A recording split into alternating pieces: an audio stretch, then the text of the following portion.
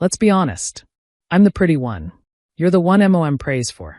My twin sister Vanessa said this at her bridal shower, in front of 47 guests. While I was holding her champagne, everyone laughed. Not nervous laughter. Real laughter. The kind that comes from agreeing with something they'd all thought, but never said out loud. I set down the glass, grabbed my purse, and left through the kitchen. Nobody noticed. Nobody called. Nobody texted to ask if I was okay. That was 4 years ago. Last Tuesday, I walked into my sister's living room with a federal agent and a briefcase full of subpoenas. When she saw my face, she dropped her wine glass. Pinot Noir splattered across her white marble floors like a crime scene. Which technically it was. But I'm getting ahead of myself. My name is Meredith Sinclair. I'm a certified fraud examiner and forensic accountant. I find where people hide money they've stolen, and I help the government take it back. Vanessa is my identical twin. Same face, same green eyes, same auburn hair. But growing up, everyone treated us like we were completely different species. Vanessa was the beautiful one, the charming one, the one who got modeling offers at the mall and homecoming queen nominations without trying. I was the quiet one, the one who read textbooks for fun, the one mom introduced as Vanessa's sister at family gatherings, like I didn't have my own name. When Vanessa married Derek Holloway, everyone called it the wedding of the year. Derek owned a chain of upscale Italian restaurants across the Southeast. 14 locations. 500 employees. A face that belonged on a magazine cover. At their reception, my mother pulled me aside and whispered, "See what happens when you try? Maybe if you wore more makeup, smiled more, you could find someone half as successful." I didn't mention that I'd just been promoted to senior forensic analyst at one of the top accounting firms in Atlanta. I didn't mention that my salary had crossed 6 figures that year. I didn't mention anything because with my family, I'd learned that silence was easier than fighting for attention I'd never win. For the next 4 years, I watched from the sidelines. Vanessa posted photos from their vacation home in Hilton Head, their wine-tasting trip to Napa, their anniversary dinner at a Michelin-starred restaurant in New York. My mother shared every post in the family group chat with heart emojis and comments like, "My beautiful daughter living her best life." She never shared my posts. Not when I got my CFE certification. Not when I was featured in a trade publication. Not when I bought my own condo with cash. But I kept working, kept building, kept getting better at finding the money people tried to hide.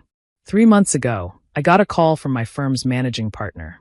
"Meredith, the FBI has a case they want us to consult on. Restaurant chain. Suspected money laundering, tax evasion, possible securities fraud. They've requested you specifically because of your work on the Pemberton case." I felt a chill run down my spine. Which restaurant chain? Holloway Hospitality Group. 14 Italian restaurants. Owner is a guy named Derek Holloway. I sat in silence for a full 30 seconds. "Meredith? You there? I need to disclose something," I said. "Derek Holloway is married to my twin sister." There was a pause. "That's actually perfect. The FBI specifically wants someone who can get close to the family without raising suspicion. Someone who might already have access to their home, their conversations, their lifestyle. They want me to investigate my own sister's husband? They want you to follow the money, wherever it leads." I should have said no. I should have recused myself. Any ethical professional would have walked away. But I remembered Vanessa's words at her bridal shower. I remembered 47 people laughing at me. I remembered my mother's silence. "Send me the files," I said. For the next 10 weeks, I became a ghost in the financial system. I traced wire transfers through shell companies in Delaware. I found invoices for supplies that were never delivered. I discovered payroll records for employees who didn't exist. Derek Holloway wasn't just cheating on his taxes. He was running a sophisticated money laundering operation through his restaurants. Cash from sources I couldn't identify was being cleaned through fake catering orders and inflated supply costs. And then I found something worse. Hidden in a web of offshore accounts was a signature I recognized. Not Derek's. Vanessa's. My sister wasn't just married to a criminal. She was his partner. She had signing authority on 3 shell companies. She had transferred over $2 million to an account in the Cayman Islands. She had personally approved fake invoices totaling $800,000. The pretty one. The charming one. The one mom prayed for. Turns out she was a federal criminal. I compiled my report. Documented everything. Handed it to the FBI with a recommendation for immediate action. The lead agent, a woman named Patricia Okonkwo, looked at me with something like respect. This is the most thorough forensic analysis I've seen in 15 years. You found connections we missed for months. I'm good at finding things people try to hide, I said. There's one more thing, Agent Okonkwo said. We'd like you present when we execute the search warrant. Sometimes suspects are more cooperative when they see a familiar face. That's how I ended up on my sister's doorstep last Tuesday at 7 a.m., standing next to 2 federal agents with a warrant to seize financial records, computers, and any evidence of criminal activity. Derek answered the door in his bathrobe. When he saw the badges, his face went pale. When he saw me standing behind them, he actually stumbled backward. Meredith? What the hell is going on? Mr. Holloway, we have a federal warrant to search these premises, Agent Okonkwo said, stepping past him. Ms. Sinclair is here as our consulting forensic specialist. I heard heels clicking on marble. Vanessa appeared at the top of the stairs in silk pajamas, her hair perfect even at 7 a.m. Some things never change. Derek, what's happening? Why are there? She stopped. She saw me. Her eyes went wide. Meredith? I walked past Derek into the living room. The house was even more extravagant than the photos suggested. Original artwork. Imported furniture. A chandelier that probably cost more than most people's cars. All bought with dirty money. Vanessa descended the stairs slowly, her face cycling through confusion, fear, and finally settling on rage. What are you doing in my house? I opened my briefcase and pulled out a document. Vanessa Holloway, this is a federal subpoena for financial records related to Cayman National Trust account ending in 7834. Your signature appears on 17 wire transfers totaling $2.3 million. Her wine glass, she'd been carrying wine at 7 a.m., slipped from her fingers and shattered on the marble floor. You, she whispered. You did this. No, Vanessa. You did this. I just found it. Derek was shouting at his lawyer on the phone. Agents were carrying boxes of documents out to a van. And Vanessa just stood there, surrounded by broken glass and spilled wine, staring at me like she was seeing me for the first time. How? She asked. How did you even? You're nobody. You're nothing. You work in some boring office doing boring math. I smiled. It wasn't a kind smile. That boring math? It's called forensic accounting. And I'm one of the best in the country. The FBI specifically requested me for this case. They didn't know you were my sister. But I did. Her face crumpled. For a moment, I saw a flash of the little girl I'd grown up with. The one who used to hold my hand during thunderstorms. The one who shared her Halloween candy with me. The one who became someone else when she realized beauty was a currency she could spend. Meredith, please. We're sisters. We're twins. You can't do this to family. Family? I stepped closer to her, close enough to see my own face reflected in her terrified eyes. You told 47 people I was nothing. You let Mom treat me like I was invisible. You never once asked about my life, my work, my achievements. And now you want to talk about family? Agent Okonkwo appeared beside me. Ms. Sinclair, we've found the safe. We need your expertise. I turned away from my sister without another word. The safe contained exactly what I expected. Cash, bearer bonds, and enough documentation to put both Derek and Vanessa away for years. I cataloged everything while my sister sobbed in the living room and my brother-in-law screamed at lawyers who couldn't help him. The aftermath was swift and brutal. Derek was arrested that afternoon. Vanessa was arrested 2 days later, after trying to flee to her parents' house. The charges included money laundering, tax evasion, wire fraud, and conspiracy. My mother called me that night, hysterical. How could you do this? She's your sister. She's family. You've destroyed her life. She destroyed her own life, Mom. I just documented it. You were always jealous of her. Always. This is revenge, isn't it?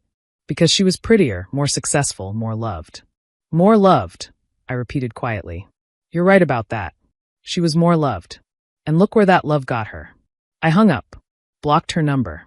For the first time in my life, I chose silence for myself, not to keep the peace.